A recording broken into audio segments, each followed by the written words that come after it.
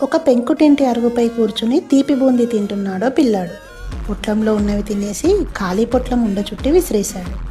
ఒక కాకి రివ్వున వచ్చి ఆ కాగితపు ఉండను ముక్కున కరుచుకుని వెళ్ళి ఒక గోడపై వాలింది.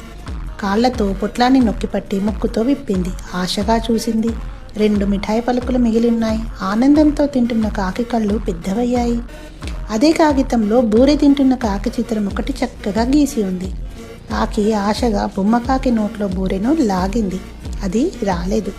మరోసారి ప్రయత్నించింది అమాయకంగా.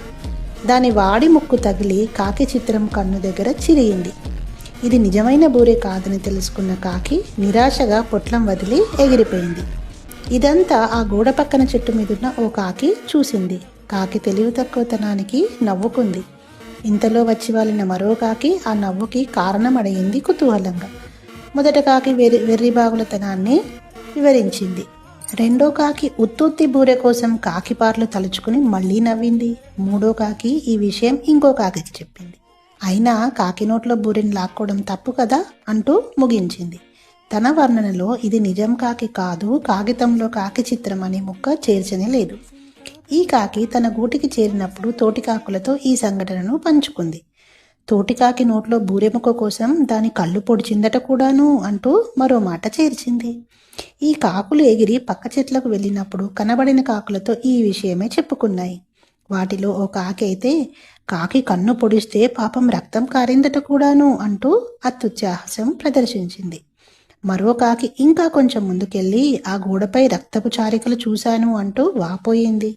మరో కాకి నేను ఆపడానికి ప్రయత్నిస్తే నన్ను కూడా గాయపరచబోయింది అంటూ చెప్పుకుని సానుభూతి పొందింది. అలా అలా మాట మారుతూ కాకులన్నీ కలిసి మొదటి కాకిని రౌడీ కాకిగా ముద్ర వేశాయి. దానికి దూరంగా ఉండాలని తీర్మానించాయి. ఇవేమీ ఎరుగని మొదటి కాకి సాయంత్రం తన గూటికి చేరుకుని తోటి కాకులను స్నేహంగా చూసింది. అప్పటిదాకా గుసగుసలాడుతున్న కాకులు చప్పున మాటలు ఆపి ముభావంగా తలలు తిప్పుకున్నాయి. కాకికి ఏమీ అర్థం కాలేదు. 2 రోజులుగా అన్ని కాకులు వెలివేసినట్టుగా దూరంగా మసులుతున్నాయి. తన తప్పేంటో తెలియక అది తల్లడిల్లింది. ఒక్కోసారి అంతే, మన ప్రమేయం ఏమీ లేకుండానే మనని సమాజం చెడ్డవాళ్ళని చేసేస్తుంది. నీలాప నిందలు, పుకార్లమయం ఈ లోకం.